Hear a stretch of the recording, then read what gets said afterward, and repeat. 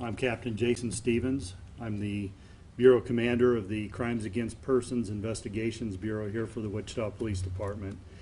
And I'm going to talk to you today about an officer-involved shooting incident that occurred in the early morning hours of May 25th of 2022. I'm going to try to provide you with as many details and as much information as I possibly can, but understand that this is an incident that occurred over the course of approximately 10 hours, so there are going to be a lot of things to cover. As I mentioned before, on May 25th at 1:32 in the morning, Wichita police officers were dispatched to the call of a shooting in the 500 block of North Millstead here in Wichita. And this was documented under case number 22C0-31532.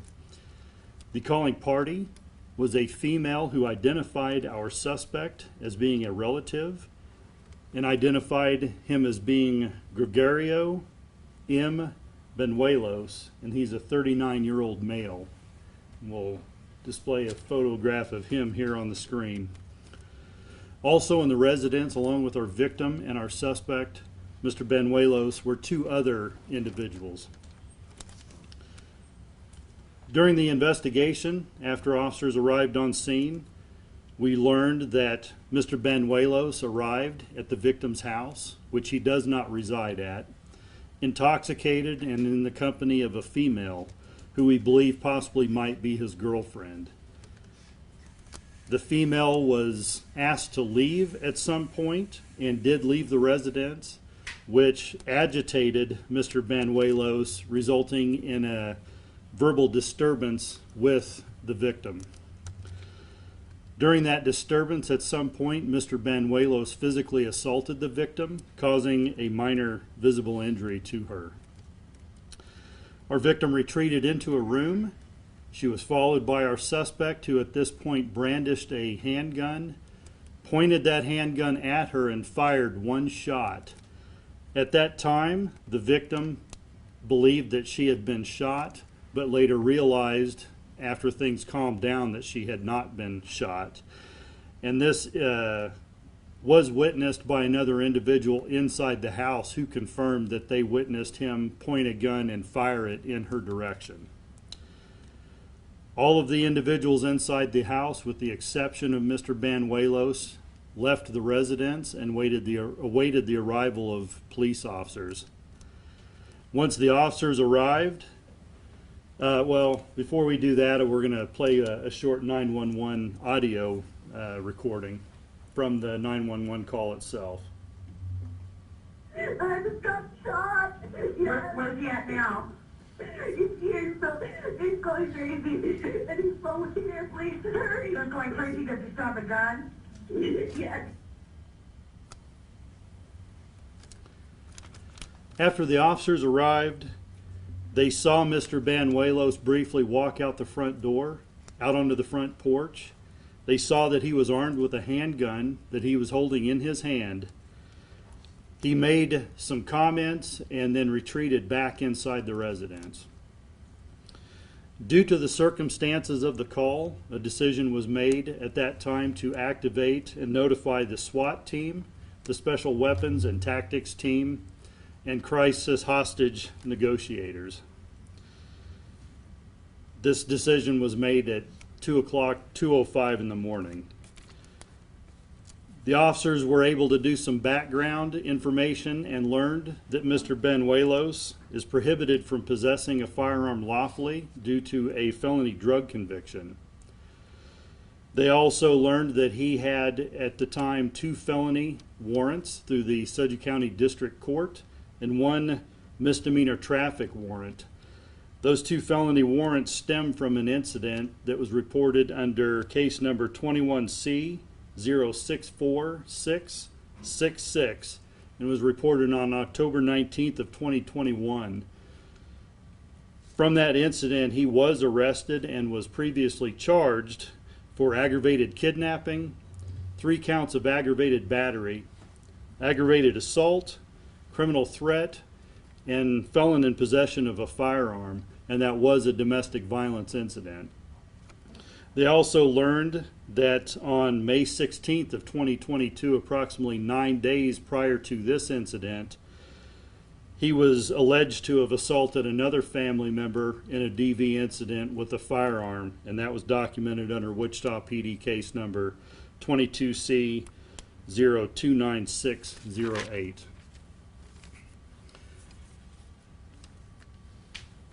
After the SWAT team and the negotiators arrived on scene, they began to make attempts and efforts at peacefully resolving the incident, de-escalating the incident, and calling Mr. Banuelos to come out of the residence so that we could effect a lawful arrest for the charges that we had stemming from this incident, as well as the felony warrants that we knew that he had. They positioned armored vehicles in front of the residence, and from those vehicles they utilized a loudspeaker on several occasions and throughout a large portion of the incident in an effort to call him out and to have him surrender himself. All of those attempts were unsuccessful. They also attempted to make phone contact with him using a phone number that we had for him. He did not answer the phone. They left voicemail messages. They sent text messages, and they even utilized social media platforms in an effort to try to establish contact, and all of those efforts were unsuccessful. After unsuccessful efforts at contact, they inserted a robot that has the capability of not only giving them a visual reference point inside the residence to hopefully pinpoint his location, but also it allowed them to project an audio, a live audio feed, again, where they attempted to make verbal contact with him to call him out and tried to effect the arrest. The robot was unsuccessful initially on the ground level floor. They inserted what we call a throw phone into the residence, which essentially is a device that we throw into a house that we can speak to the suspect on a call out through, that they can pick up and actually communicate with our officers. We were not able to, through either the robot or the throw phone, get him to communicate with us. They deployed the robot and the throw phone downstairs into the basement, again, without any success. At some point after that, they deployed a canine into the residence to try to locate him, and they were eventually able to pinpoint his location in the basement of the residence in a room, and they were able to see that he was armed with a handgun, and he made verbal threats towards them and appeared to be very agitated. And we're going to play an audio, or did you already play it? I'm no. sorry. Just so you know, it's real explicit. Yes.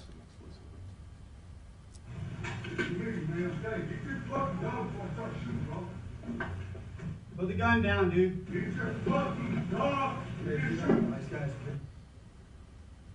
As you can see, he is indicating that he may shoot, and is talking about the dog in an agitated manner. After that, the robot was temporarily disabled by obstructions in a room, and the SWAT team had to fall back to use of what we call a ball camera. It's a camera inside of a clear plastic ball. They also used pole cameras to, again, try to pinpoint his location, because he was on the move in a portion of the house, and we wanted to pinpoint his location for their safety, and also to establish containment so that we could control the situation.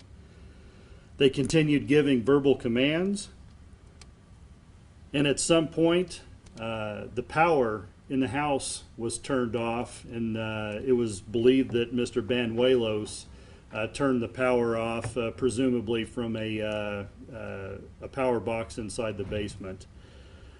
At a time after that, they heard a single gunshot, and they continued efforts at verbal commands, and they deployed the robot, which was now back online, to try to pinpoint his location again. Because of those factors, they began to discuss other options, and while holding a position in the basement, Mr. Banuelos emerged into view. He was clearly holding a gun. He pointed that gun at the officers, and they responded in self-defense by firing multiple shots with both a firearm and a less than lethal device. And we'll go ahead and play that.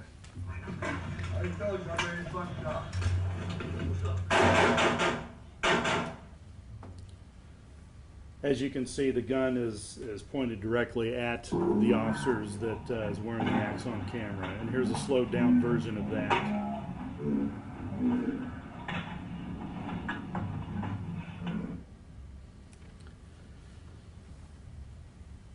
After firing shots, the officers retreated back upstairs and took up a position at the top of the stairs. They could continue to hear Mr. Banuelos. He was angry and shouting and fired several shots from the basement.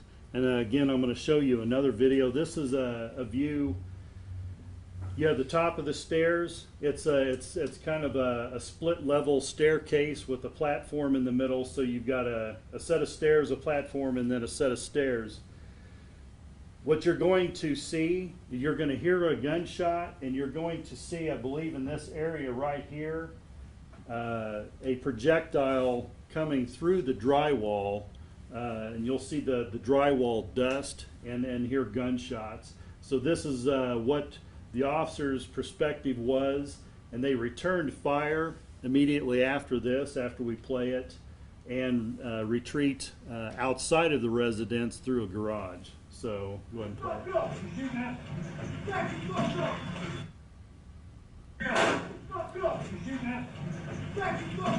And we can play this a few times because it's not, as you can see, it's very quick. But when you hear the gunfire, focus your attention there near that arm rail, and you will see the projectile expelling that drywall dust.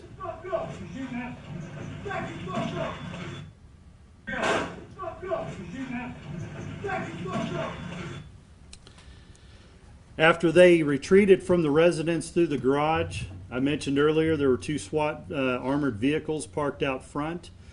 The officers took up positions behind those vehicles to take cover. And not long after they were able to do that, Mr. Banuelos emerged from a walkout door from the residence into the garage, very aggressively began to move in their direction. Two officers positioned outside saw this, believed that he was moving towards those officers armed with a gun, and fired in defense of those officers, and he fell to the ground at that point in time. As you can see, there's a vehicle here, there's a vehicle there with several officers. That's the garage door opening. This is taken with an Axon video, so understand that although the video doesn't really see into the garage very well, what we've learned about Axon video is that the human eye can sometimes see in areas that the video doesn't. From their perspectives, the officers were able to see him. They fired shots again in defense of those officers to incapacitate him from doing them harm. If you want to go to the next one, this is a close-up of the garage, the door opening that he emerged from.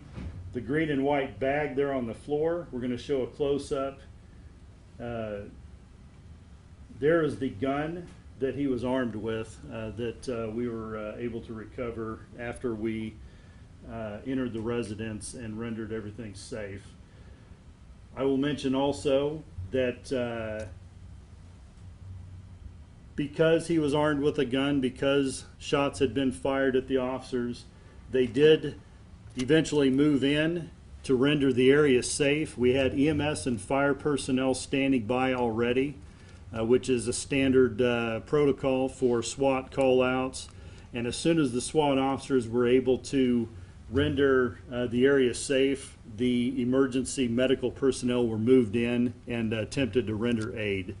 Unfortunately, he was rendered deceased at the scene. I'll mention that there were 4 involved officers, 2 Wichita Police Department, 2 Sedgwick County Sheriff's Office. The Wichita PD personnel each had 20 years of seniority on the department. The tenure of the Sedgwick County Sheriff deputies were 12 years and 6 years.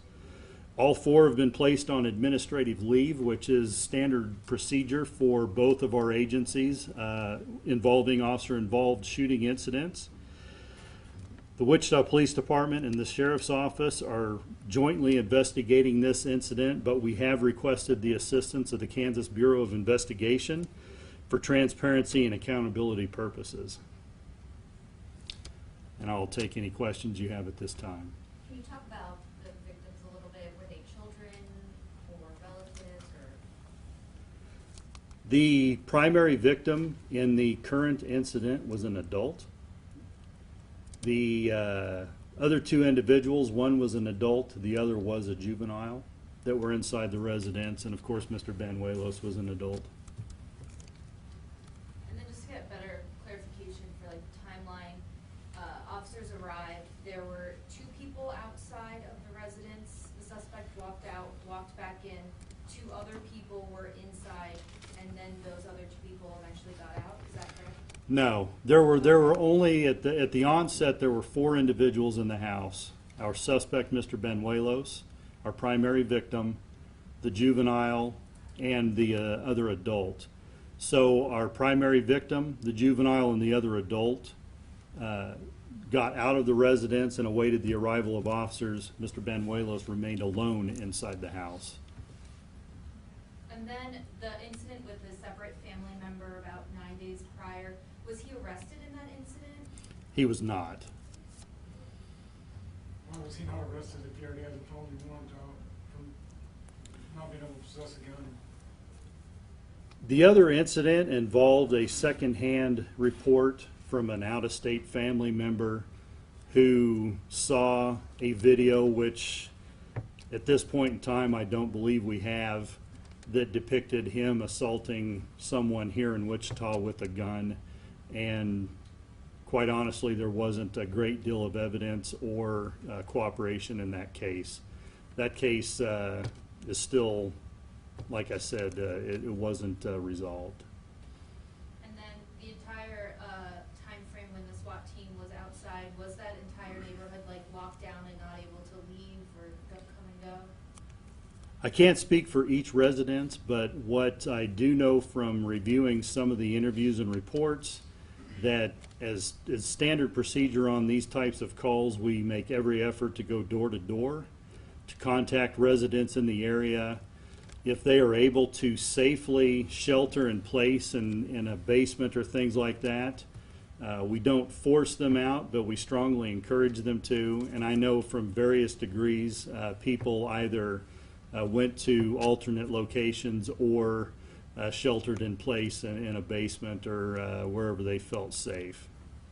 Captain, you talked, I'm sorry. No, you're good. Captain, you talked about all of the efforts that these teams made to resolve this situation peacefully. Can you kind of give a rough time of when the team decided, okay, it's time to finally go in, and how and why that decision is made? I don't know exactly what time they went in. I know that they did it in slow, methodical steps. As I mentioned, we started from the outside with the loudspeaker. We started with remote attempts at phone conversations or phone calls, social media attempts. In order to get a robot and a throw phone into the residence, I can say that they had access to an open garage door. They had to force entry into that other door to interject those items inside the residence. But to say exactly when SWAT team members physically went in, I can't answer that right now.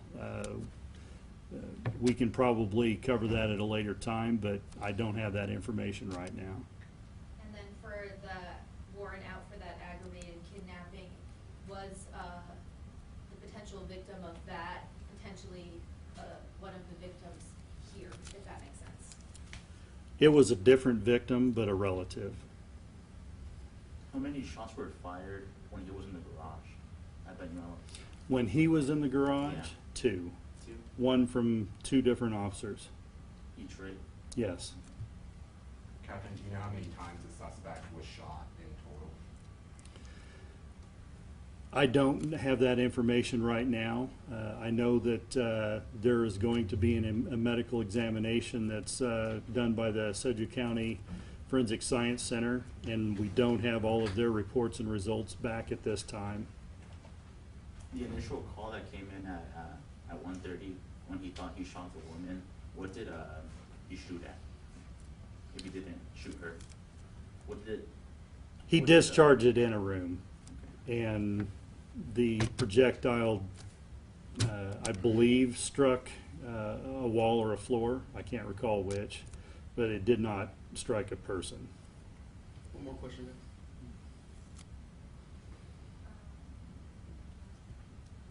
Okay. Thank you. Thank you very much.